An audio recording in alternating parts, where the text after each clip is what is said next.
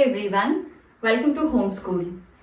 So in the previous video, we have seen the Gymnosperms, general characteristics, its sporophyte, as well as how exactly the male and female sex organs are being formed and their structures also we have seen it in the previous class. So in this video, we will see how exactly the fertilization takes place. So in the previous video, what we have studied, so how exactly the ovule is being formed, and inside the ovule where is the nucellus placed, and from the nucellus how exactly the female gamete has been formed or egg is being formed, isn't it? So by the end of the last video, we had seen the formation of the pollen grains as well as the formation of the female gametophyte. So now we will study the fertilization. Alright. So the pollen grain has to fuse with the female gamete or the egg for the fertilization to take place. Alright. So now we have a pollen grain. We have a pollen grain and then we have a egg. So how exactly the egg is being formed? Egg is being formed when one cell of the nucellus will differentiate into the megaspore mother cell, and that megaspore mother cell will then differentiate into 4 cells, isn't it? Out of those 4, 3 will degenerate and 1 will come up as a egg there. So we have taken that egg and we have the pollens here. So these pollens, we had seen one more condition in the previous video, that the male and the female sex organs can be present in the same tree, or there are chances that the female and the male sex organs can be present in the different tree, isn't it? So if they are present in the same tree, then also they are present, like the male is at the tip of the tree and the female is at somewhere in between the tree. We had seen the diagram, isn't it? So somewhat like we had drawn it. So here was a male cone and somewhere between the branches the female cone was hanging down. So even though they are present in the same tree, the male and female are not near, isn't it? And at the same time, if they are present on the different tree, then at least the scenario is completely different. So we have female, let's imagine we have female here and we have male here. Fine. So when this is the case, definitely there should be an external factor which is carrying the pollen grain towards the female gamete. Pollen grain is a male gamete, isn't it? So that pollen grain has to be carried to a female gamete. So in the gymnosperms, what happens? The pollen grain is carried. It is carried to the female gamete or to the egg by the air currents.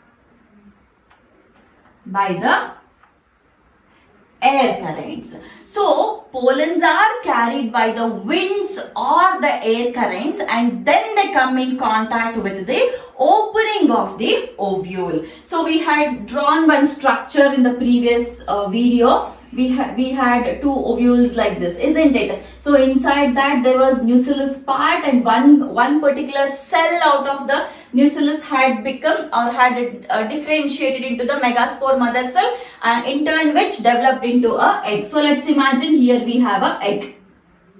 Fine. So what happens? The pollens are carried by the winds and they come in contact with this opening of the ovule. Fine. This is an orthotropous ovule which is upside down. So they come in contact with the opening of the ovule, and now what happens? This pollen grain, so this will start germinating. Alright, this pollen grain starts germinating to form a pollen tube. So this pollen tube, okay, we have the pollen grain is here, the gamete is inside, the gamete cell is inside there. So now this pollen tube, when it is growing, so inside that the nucleus is traveling, alright, or the gamete is been traveling inside. So this pollen tube which is carrying the gamete, it grows towards the Archegonia or the female gametophyte. So the female gametophyte, here we call it as the Archegonia. So this pollen tube which is carrying the male gamete, the pollen tube is carrying the male gamete. So this will now continue to grow towards the female gametophyte, or which is otherwise called as the Archegonia. Which is otherwise called as the Archegonia inside the ovules. So once now this reaches the ovules here, I'm just drawing a rough diagram so that you can understand it better. So when this reaches here, all the contents which are present in this pollen tube are being discharged at the mouth of the Archegonia or at the opening of the Archegonia. So this pollen tube is carrying the gamete, it is carrying the male gamete, and now all the male gamete is present in this pollen tube, means it is the content of the pollen tube, isn't it? So once this grows towards the Archegonia, now all the contents which are present in this tube are being discharged near the opening or the mouth of the Archegonia. So when everything is been discharged, now what happens? The male gamete fuses with the female gamete. Alright, now the fusion takes place. So once the fusion takes place, the fertilization is happening. So as a result of the fertilization, as a result of the fusion of the male and the female gametes, embryo is being formed. Embryo is being formed. So now what you have to observe here is, where is this embryo formed, isn't it? So let's imagine, we will write it in some other color.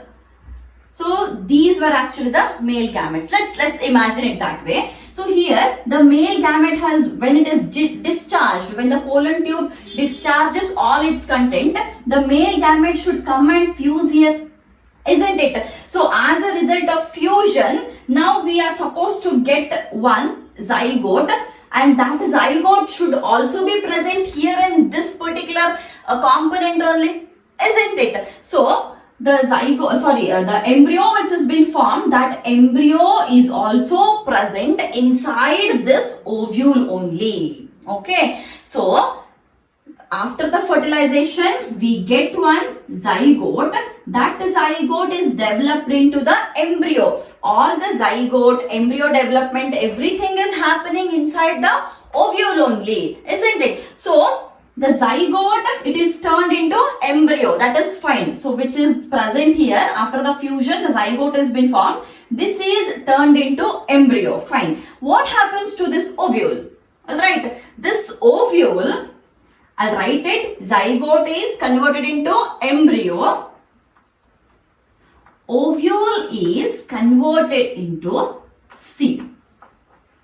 Alright, ovule is converted into the seed here. So gymnosperms, definitely they produce the seeds, but the seeds doesn't have the covering here because there is no floral parts, there is no flower formation. Since there is no floral parts, definitely there is no formation of the fruit also. Hence the seeds are not enclosed inside the fruits. So we call the seeds here as a naked seeds. So this ovule is converted into the seed and the zygote is converted into the embryo. Now coming to the seed of the gymnosperms. Alright, so we have seen a few examples of the gymnosperms like Cycas and Pinus, isn't it? So usually when we speak about the angiosperms, not about the gymnosperms, when we speak about the angiosperms, the seeds which are formed there, they are being enclosed. They are not the naked seeds like gymnosperms. They are enclosed. They are enclosed inside the fruit. So they are not naked. And the chances of the number of cotyledons in the seeds, either they will be monocotyledons or dicotyledons. That is, either there will be single cotyledon or there will be two cotyledons. If it is two cotyledons, we call it as a dicot or dicotyledonous. And if it is single cotyledon, we call it as a monocot or monocotyledons.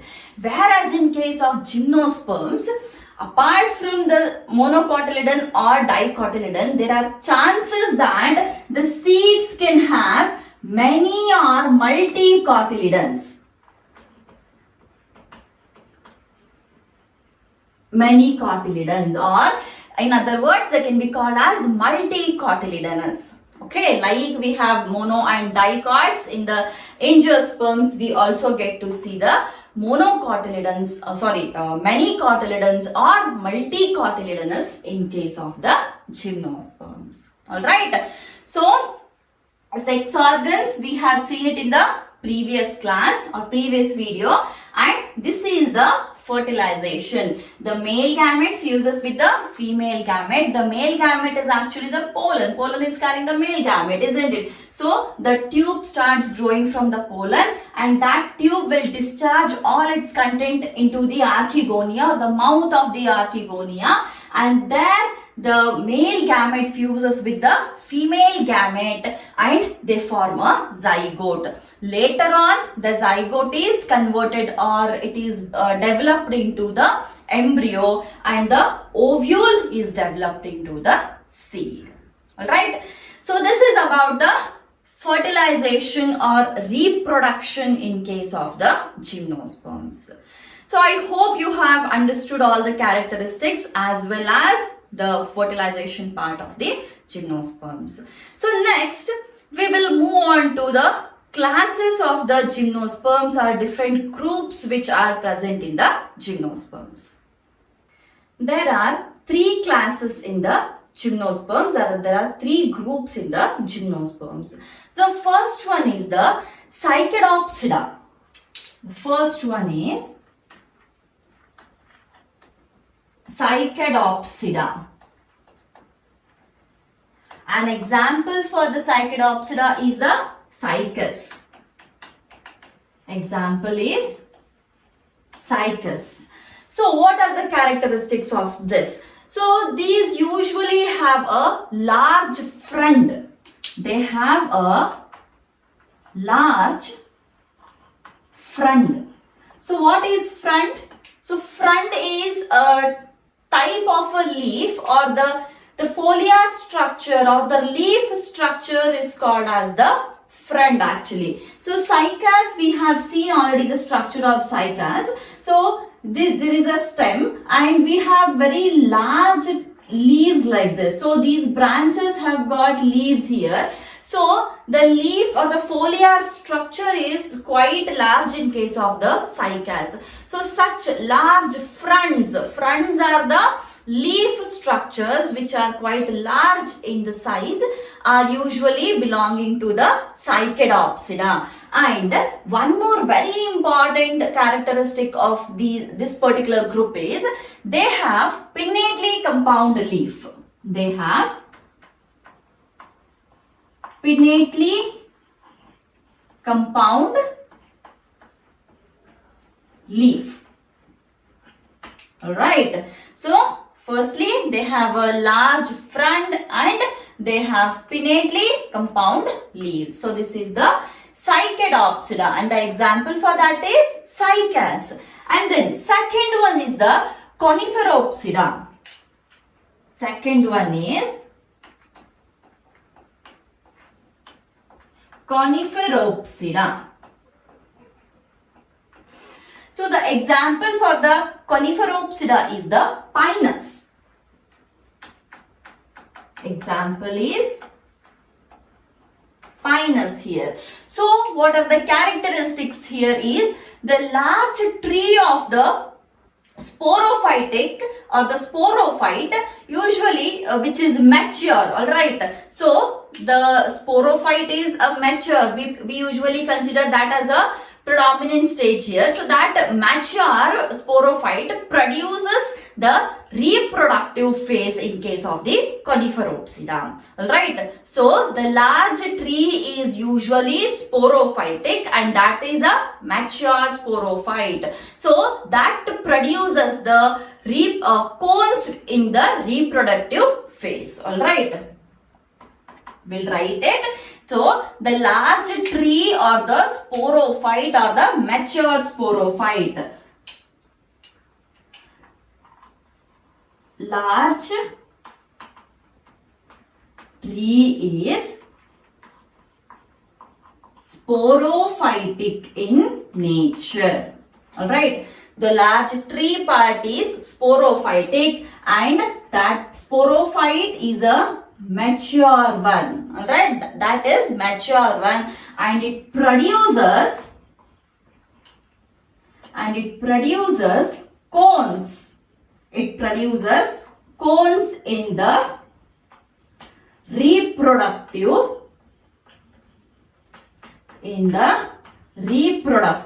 phase.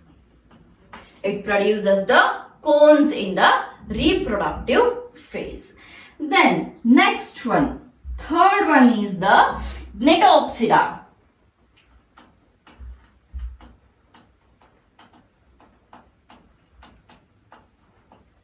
Metapsida, and example here is gnetum.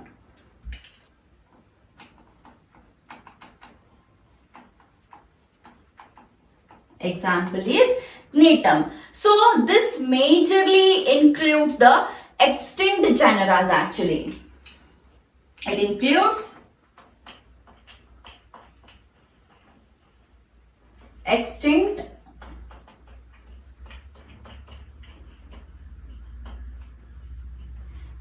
genera. Along with the extinct genera, it also includes some extant genera also, right? It also includes extant genera.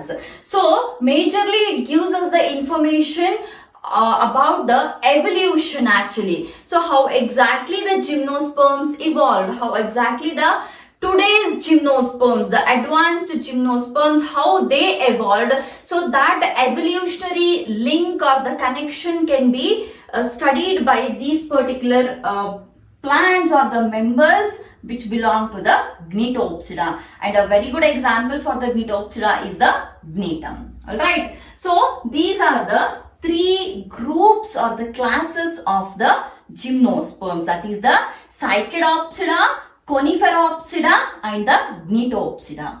So after this, now we will see the economic importance of the gymnosperms or how exactly the gymnosperms are being commercially exploited. Gymnosperms are commercially very important and there are many species or many members of the gymnosperms which are being commercially very well exploited actually. So we will note or we will just see few very important among those species or members of the gymnosperms. So firstly we will see the food uses or the gymnosperm members used as the food. So tubers and seeds of the cycas, especially the cycas, okay, cycas and pinus and gnetum, these are very important members of the gymnosperms actually. So tubers and the seeds of the cycas are very important and they are used as the food, as well as the seeds of the gnetum are also used as the source of food. So tuber and seeds of cycas and the seeds of the gnetum. Tuber and seeds of cycas and seeds of gnetum species are used as the food or they are edible in nature. Alright, then moving on to the medicines.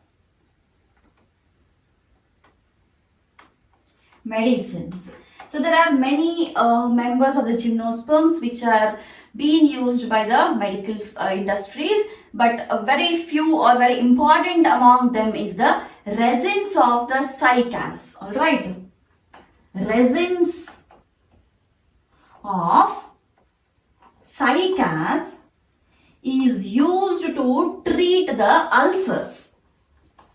It is used to treat the ulcers, as well as the resins of the pinus. Resins of pinus. Pinus is also used to treat the stomach problems.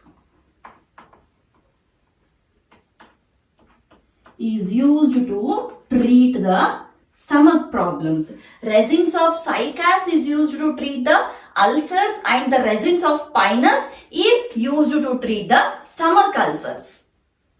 Third one is the gymnosperms used as the ornamental plants. Third one is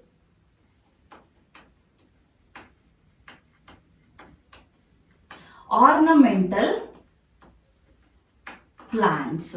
So, there are many species of the gymnosperms, or almost all the gymnosperm members are used as the ornamental plants. Almost all the gymnosperm members are used as the ornamental plants.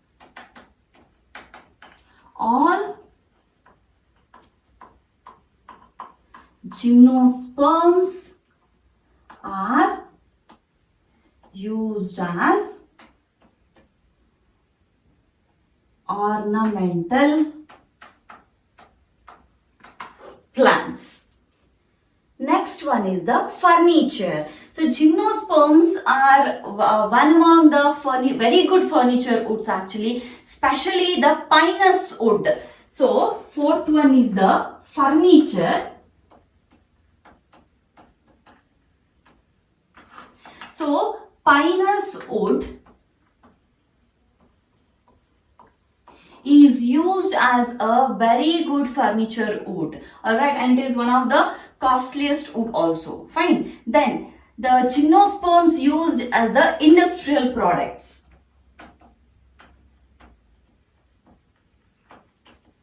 As industrial products.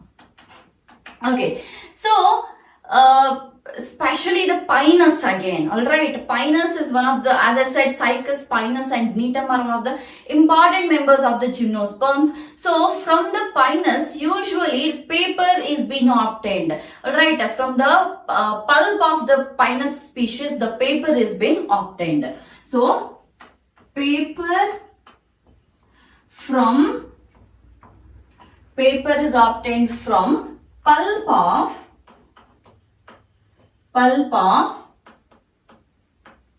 pinus species. Alright, from the pulp of pinus species. Along with the paper, the methyl alcohol. Alright, the methyl alcohol and the turpentine. I'll write it here.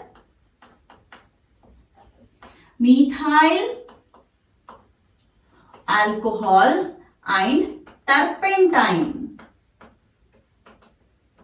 Both are also obtained from this pinus species. Okay, so from the pinus species, what are the industrial products which are obtained?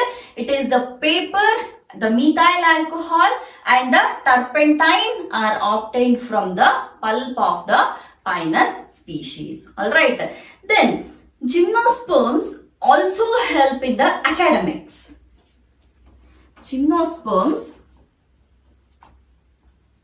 they also help in the academics. How exactly they help in the academics? So we have seen that the Metapsida, right? We had studied 3 classes in the gymnosperms. Among them, the Metapsida. So that was actually involving many extinct and the extant species. And there I told you that these extinct species usually help us in knowing the process of evolution or the evolutionary link of the plants actually. So in case of the academics, how it is helping is both extinct